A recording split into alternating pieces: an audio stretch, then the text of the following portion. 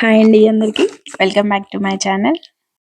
మనం ఈ వీడియోలో అత్యధిక కాల్షియం కలిగినటువంటి నువ్వులను ఉపయోగించి బొబ్బట్లు ఏ విధంగా చేసుకోవాలో చూద్దామండి. ఈ భక్ష్యాలను తయారు చేసుకోవడానికి పాన్ పెట్టుకొని అందులో ఒక గ్లాస్ నువ్వులని యాడ్ చేసుకోవాలండి. ఆ నువ్వులు అనేవి దోరగా వేగే వరకు వేయించుకోవాలి. అవి వేగిన తర్వాత తీసి పక్కకు పెట్టుకోవాలండి. ఇప్పుడు బొబ్బట్ల కోసం పిండి ఏ విధంగా తయారు చేసుకోవాలో చూద్దామండి. నేను ఈ భక్ష్యాలను తయారు చేయడానికి 2 గ్లాసులు మైదా పిండి, 2 గ్లాసులు గోధుమ పిండిని తీసుకున్నానండి.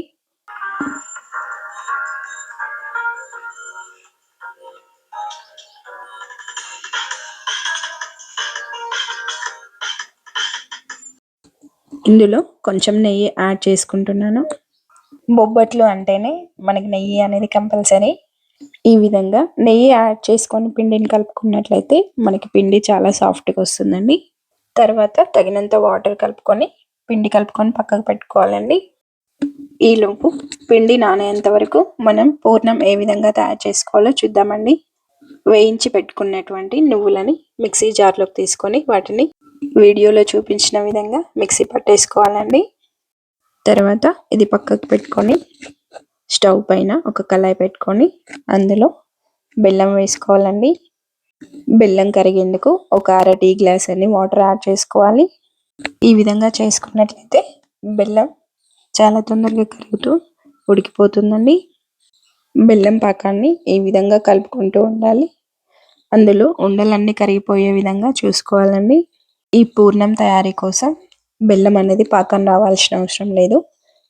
కొంచెం కరిగిపోయి దగ్గరగా అవుతుంది అనుకున్న టైంలో మనం నువ్వుల పిండిని యాడ్ చేసుకోవాలి. ఈ పూర్ణం మిశ్రమాన్ని ఒక 4-5 నిమిషాల పాటు కలుపుకుంటూ ఉడికించుకోవాలండి. ఈ మిశ్రమం కొంచెం దగ్గరగా అవుతున్నప్పుడు మనం ఒక 2 టేబుల్ స్పూన్ల నెయ్యి యాడ్ చేసుకోవాలి. తర్వాత మరొక 2-3 నిమిషాల పాటు ఉడికించుకొని స్టవ్ ఆఫ్ చేసి పక్కకు పెట్టేసుకుంటే సరిపోతుందండి. నువ్వుల పూర్ణాన్ని బాగా చల్లారాక మాత్రమే చేయాలండి.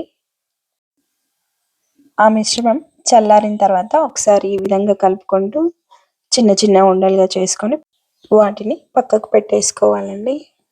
ఈ పూర్ణం ఉండలు మనం ఎంత పెద్దగా అయితే చేసుకోవాలనుకుంటున్నామో దాని సైజుని బట్టి చేసుకోవాలండి. తర్వాత మనం కలిపి పక్కన పెట్టుకున్నటువంటి పిండి మిశ్రమాన్ని మరొక 2 నిమిషాల పాటు కలుపుకోవాలి. ఈ విధంగా కలుపుకున్న తర్వాత వాటిని మనకు కావలసిన సైజులో చిన్న చిన్న ఉండలుగా చేసి పక్కకు పెట్టుకోవాలండి. పిండి ఉండల సైజు అనేది పూర్ణం ఉండల సైజు కంటే కొంచెం పెద్దగా ఉంటే సరిపోతుందండి. తర్వాత ఆ పిండి మధ్యలో పూర్ణం మిశ్రమాన్ని పెట్టేసుకొని వాటిని భక్ష్యాల్లాగా ఒత్తుకోవాలండి. ఈ బొబ్బట్లు అనేవి ఈ విధంగా కవర్ పైన చేయితో ఒత్తరాని వాళ్ళు కోలతో కూడా ట్రై చేయొచ్చు.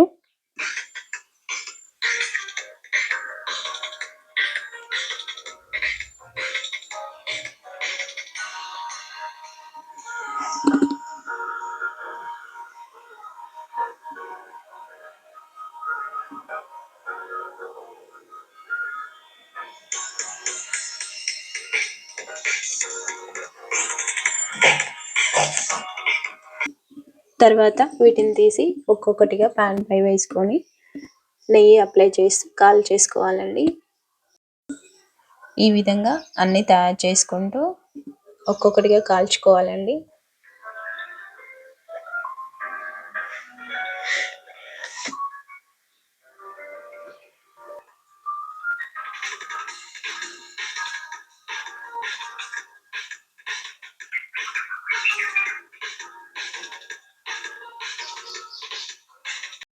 ఇంతేనండి, ఇంతే రుచికరమైన నువ్వుల బొబ్బట్లు రెడీ అయిపోయినట్లే. ఇవి రుచితో పాటు మన శరీరానికి కావలసినటువంటి కాల్షియాన్ని అందిస్తుంది. Thank you for watching. మీకు నా వీడియోలు నచ్చినట్లయితే please subscribe to my channel. Thank you all.